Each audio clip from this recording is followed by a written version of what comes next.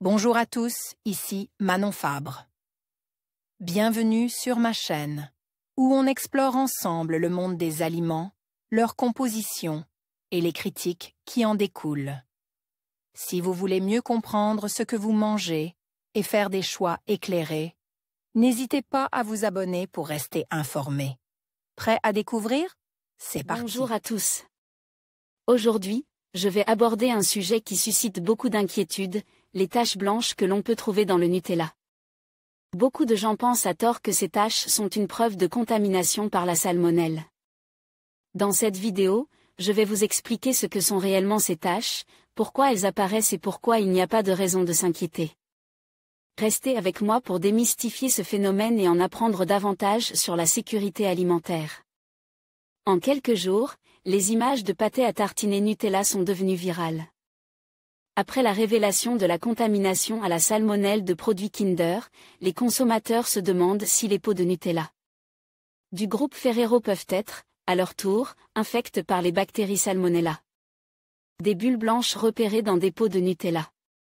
En ce début de semaine, plusieurs clients de la marque Ferrero ont partagé leur inquiétude sur les réseaux sociaux. En cause, la pâtée de certains pots de Nutella serait surmontée d'étonnantes bulles blanchâtres, laissant penser à une potentielle infection à la salmonelle. L'entreprise Ferrero s'est voulue rassurante et indique sur son compte Twitter que les bulles à la surface des produits n'étaient pas liées à des bactéries. Il s'agirait d'une modification de la consistance du produit due aux conditions de stockage. À voir aussi actualité le Nutella, un produit dangereux? Actualité pesticides, les fruits et légumes surgelés sont les plus contaminés des variations de température en cause contact par Le Figaro. L'entreprise agroalimentaire italienne précise qu'il s'agissait d'un phénomène connu dans l'industrie qui s'appelle granini. Cela correspond à des petites billes d'huile qui se forment suite à des variations de température.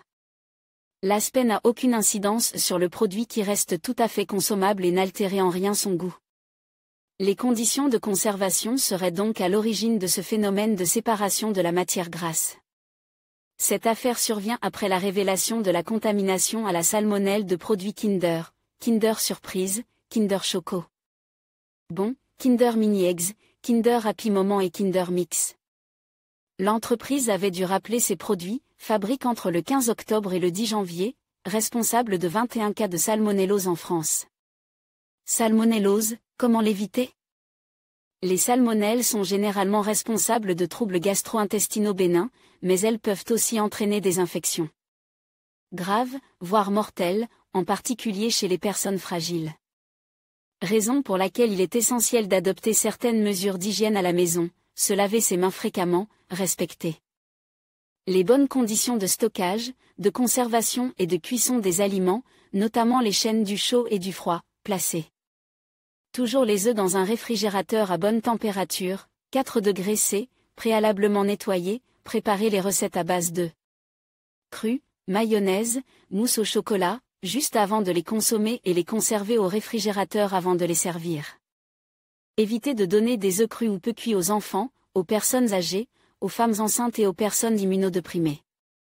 Cuire les viandes crues à cœur, isoler les personnes atteintes de salmonellose.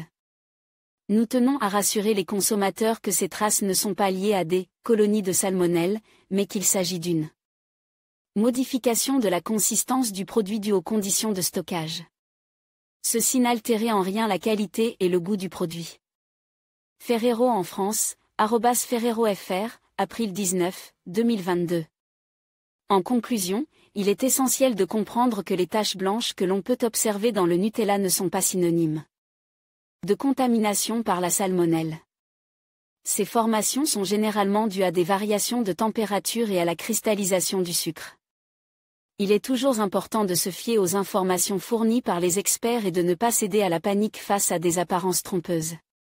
Restez informés et profitez de vos douceurs en toute sérénité. Merci de votre attention et à bientôt pour d'autres sujets éclairants.